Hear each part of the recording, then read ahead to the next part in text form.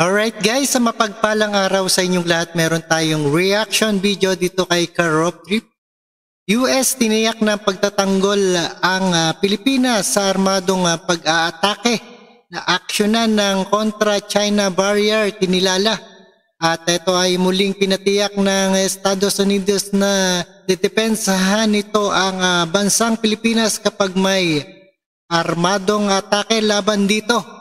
At kinilala ang Amerika na ginagawang pagtatanggol ng bansa sa karapatan ng teritoryo matapos na alisin nila ang inilatag na boya sa China sa Baho de Masinloc.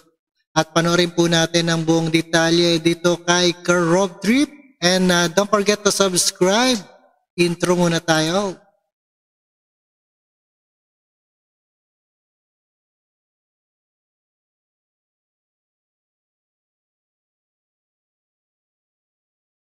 Alright, let's watch.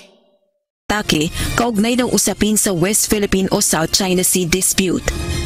The department has been incredibly clear that when it comes to our treaty commitments to the Philippines, we believe an armed attack against Philippine armed forces, public vessels, aircraft apply in the South China Sea. That includes the Philippine Coast Guard. And we have said repeatedly and will continue to say that we stand by those commitments absolutely.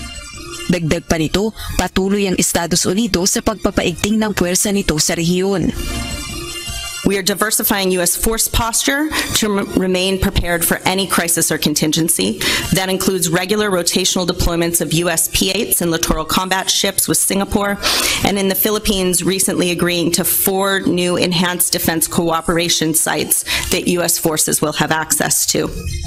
Sa utos ni Pangulong Ferdinand Bongbong Marcos Jr., tinanggal ng Philippine Coast Guard ang boya na inilagay ng China Coast Guard sa Baho de Masinloc na bahagi ng teritoryo ng Pilipinas. Rosa Licos, UNTV News.